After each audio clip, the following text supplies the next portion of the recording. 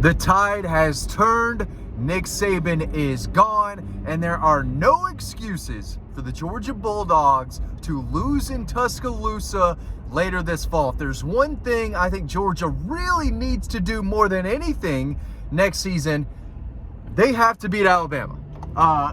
Again, Nick Saban's gone. Kirby Smart and the Dogs need to make a statement, not only to their program, but to across college football, saying, hey, the days of us losing to Alabama are over. Yes, I know they beat Alabama for a national championship, but there still appeared to be this Alabama fog hanging over Georgia, right? That Alabama shadow that, they kind of got out of for one night in Indianapolis, but it still kind of weighed over them. You could see that in the SEC championship game. Georgia they just don't play their best. They don't play as crisp, as efficient, against Alabama as they do everywhere else. As good as Georgia was last year, I still got a lot of texts from friends and sources saying, hey man, I've got a bad feeling about Alabama. Every Georgia fan does. And it's not like Georgia's always had a problem losing to Alabama. They beat Alabama in 2002, 2003, 2007. Mark Richt beat Alabama 3 times, and he beat Nick Saban once. Kirby Smart beat Nick Saban once. But this whole Alabama is so much better than everyone else deal, that hasn't happened since 2020.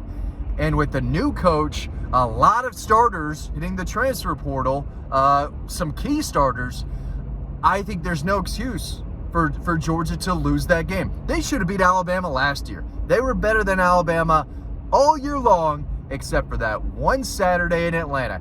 That was the one game Georgia could not lose, and they did. And they lost it to the team they couldn't lose to. They should have this circled. And if you're Kirby Smart, the one thing you want to do now is say, okay, we're really turning the tide here.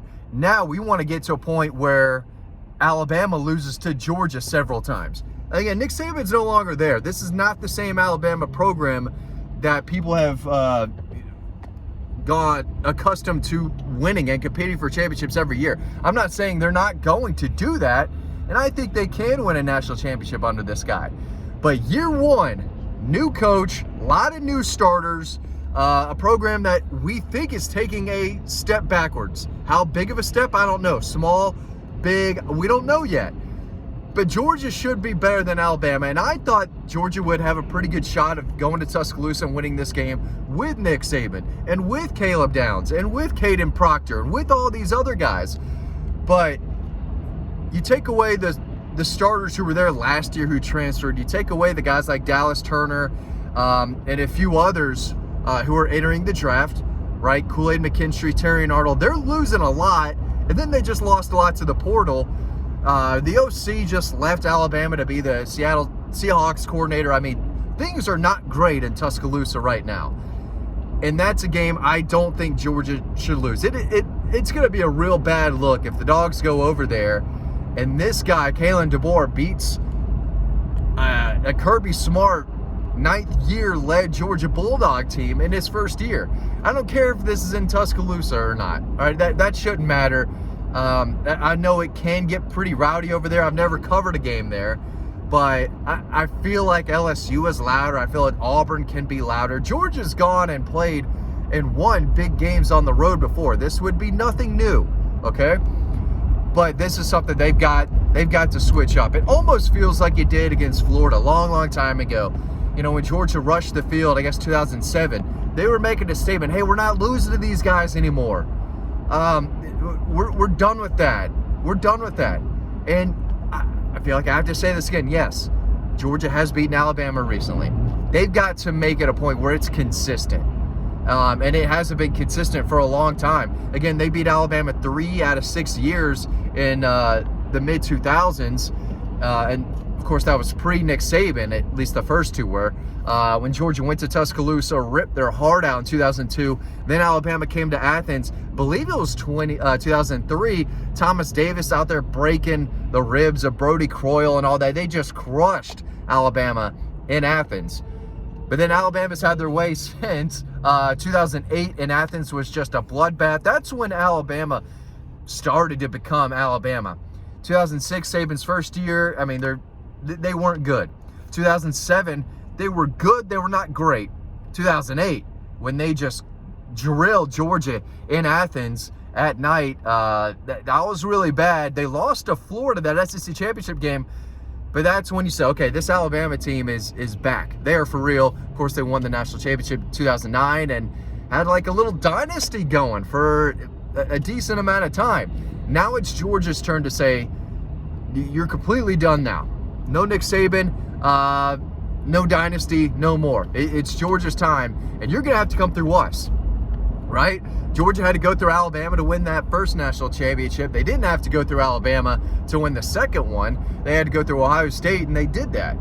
But now it needs to get to a point where Kirby and the Dogs change that narrative. And the narrative could be that Alabama can't get over that Georgia hump. That's what they want to build that program as. And right now, everyone's having that problem. Everyone is, we got to get over the Georgia hump. Whether it's Florida, Tennessee, South Carolina, Auburn, Georgia Tech. Everyone's got that issue but Alabama. Alabama's the only team that has beaten Georgia in the last 3 years. Did it once 3 years ago, once last year. A lot of people say, wow, y'all talk a lot about Alabama for a Georgia side. Yeah, we make 4 videos a day, and Alabama's the only team that can beat the Dogs right now. So yeah, we're going to talk about Alabama. And I think that there's no excuses anymore. There's no excuses. Georgia's got to do a better job of beating the Tide, whether it's in Tuscaloosa, Athens, Atlanta. It doesn't matter.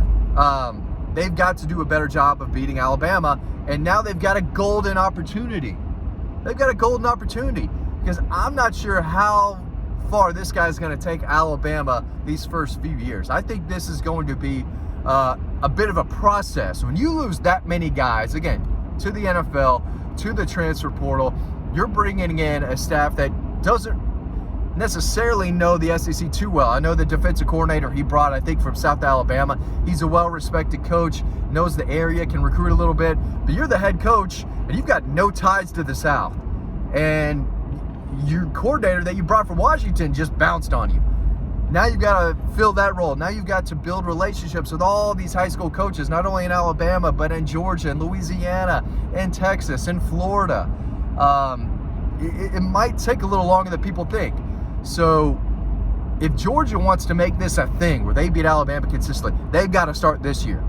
They've got to go to Tuscaloosa, make a statement to everyone, themselves, Alabama, the entire college football world, and say, you know what? Your reign is officially over. Now, maybe it's been over for a minute now because Georgia's won 2 national titles since Alabama has, but they could make a real statement and say, no, this is our turn to really turn the tide and become, a program that beats you consistently, right? And when Alabama may have a better team, Georgia finds a way to win. There's been several times where Georgia's been the better team and Alabama's won. I think the 2021 SEC championship game and this past year, 23 SEC title game.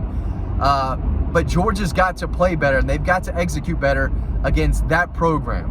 Maybe it's a little easier. Maybe the monkeys kind of off their back in a way because Nick Saban's not there.